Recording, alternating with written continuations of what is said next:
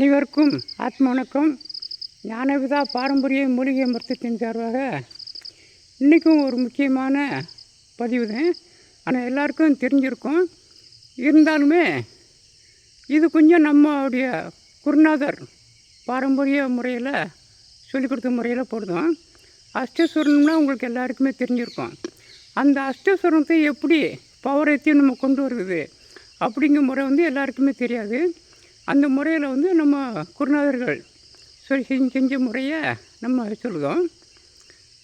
அதாவது அஷ்டஸ்வரணம் என்பது சுக்கு, மிளகு, திப்பிலி, சீரகம், பெருஞ்சீரகம், ஓமம், இந்துப்பு, பெருங்காயம்.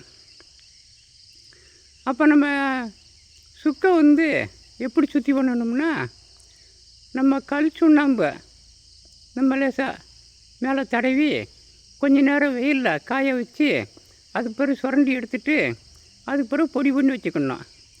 மற்ற எல்லாத்தையுமே பொன்னூறுவாவில் வறுத்துக்கிடணும். பெருங்காயம் சொல்லுவது ஒரு முக்கியமான நமக்கு மருந்து. அது நம்மளுடைய பாரம்பரிய விவசாயத்துலேயும் வரும். நாங்கள் முன்னால் கிட்டத்தட்ட 40 வருஷத்துக்கு முன்னாலெல்லாம் விவசாயம், இப்போ அதிகமாக விவசாயம் பார்த்துக்கிட்டு இருக்கோம். அதே நேரத்தில் முன்னால் விவசாயம் பார்க்கும்போது அந்த சுரைக்காய், அதாவது பூசணி, இதெல்லாம் சரியாக காய்க்கலை அப்படின்னா அந்த வேர் பக்கத்தில், அதாவது வேருக்கு மேலே தண்டு பகுதியில் லேசாக கொஞ்சம் கீறி அதில் பெருங்காயத்தை வச்சு ஒரு ஈரத்துணி வச்சு நம்ம சுற்றிடுவோம். பிறகு ஒரு 4 நாள் கழித்து பிறகு அந்த துணியை தண்ணியை மட்டும் நனைச்சிட்டே வரணும். அப்படி அடிக்கொருக்க செஞ்சுட்டே வந்தோம்னா அந்த செடி காய்க்காத செடிலாம் அதிகமாக காய்க்க ஆரம்பிச்சிடும். இது நம்ம பாரம்பரிய விவசாயத்தில் உண்டு. அதாவது காய்க்காத செடி கொடிகளுக்கு பெருங்காயம் எப்படி பயன்படுத்தோ அது மாதிரி பெருங்காயம் நம்ம உடம்புலேயே பல நன்மைகளை செய்யுது. அதில் அந்த அஷ்டஸ்வரத்தில் சேரும்போது இதோடைய பலன் என்ன அப்படின்னா, அதாவது வயிறு சம்மந்தப்பட்ட பிரச்சனையை பூராமே சரி பண்ணிடுது. அதாவது இந்த புளிச்சையப்பம் இப்போ வந்துகிட்டே இருக்கு அப்படின்னா வேறு ஒன்றும் செய்ய வேண்டாம். கொஞ்சம் மோரில், உப்பு இல்லாத மோரில் ஒரு ஸ்பூன் போட்டு நம்ம சாப்பிட்டோம். அந்த ஒரு ஸ்பூன் போட்டு நம்ம குடிச்சிட்டோம்னா அந்த ஏப்பம் சம்மந்தப்பட்டது, ஜீரண கோளாறு உள்ளது, வயிறு வலி சம்மந்தப்பட்டது எல்லாத்துக்குமே சரியாகும். மோர் சேராதவங்க வெந்நீரில் பயன்படுத்திக்கலாம். சிறு குழந்தைகளுக்கு கொஞ்சம் எந்த குழந்தைக்கு நம்ம கொடுக்கமோ அந்த குழந்தைக்கு கிட்டத்தட்ட அவங்களாம் பார்த்திங்கன்னா 40 வருஷத்துக்கு முன்னாலேயே ஒரு சின்ன குழந்தைக்கு, அதாவது ஒரு 2 வயசு பிள்ளைக்கு அடிக்கொருக்க வெளியே போயிட்டு வயிறு வலிச்சிட்டே இருக்குனாங்க. அப்போ எங்கள் எனக்கு சொல்லிக் கொடுத்த சாமியார் அதாவது மலையாள சாமியார் நீலகண்டன் பிள்ளை, அவர் தான் எனக்கு ஆரம்பத்தில் வைத்தியம் சொல்லி கொடுத்தவர். அவருக்கும் அடிக்கொருக்க நம்ம சேனல் மூலியமாக நன்றி செலுத்திட்டு வரோம். அப்போ அவர்கிட்ட போய் சொன்னேன், இந்த மாதிரி இந்த மாதிரி அஷ்டஸ்வரணத்தை கொஞ்சம் கொடுங்க, சரியாக போனார்.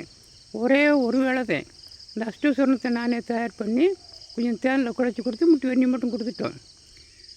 உடனே ஒரே வேளையில் தான், அது ஆஸ்பத்திரியிலலாம் போய் குணப்படுத்த முடியாத ஒரு சின்ன பிள்ளையோட வயிறு வலியை அந்த அஷ்டஸ்வரணம் குணமாக்கிச்சு.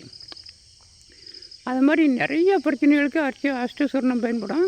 நம்ம பயன்படுத்தும் முறையில் அதுக்கு எப்படி பவர் ஏற்றுது அப்படின்னா, முதல்ல நம்ம சுத்தி பண்ணி வச்சுக்கிட்டு 1-2 அடிக்கணும்.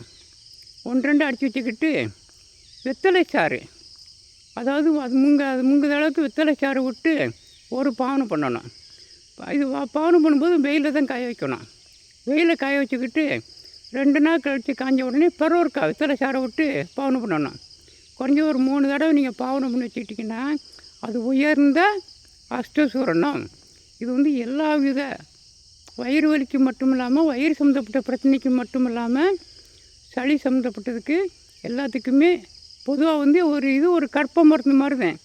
பொதுவாகவே நீங்கள் பிரச்சனை உள்ளவங்க தான் சாப்பிடணுமான்னா கிடையாது, எல்லாருமே சாப்பிட்லாம். கொஞ்சம் ஒரு சீரனுக்குள்ளே உள்ளவங்க, பொதுவாக வயிறு சரியில்லாதவங்க, இன்றைக்கி அதிகமாக ஒரு உணவு சாப்பிட்டுட்டோம் ஒரு மாதிரி நமக்கு பயப்படுறவங்க அத்தனை பேருமே இந்த சூரணத்தை நம்ம கொஞ்சம் மோரில் அல்லது வெந்நீரில் அது சாப்பிடலாம்.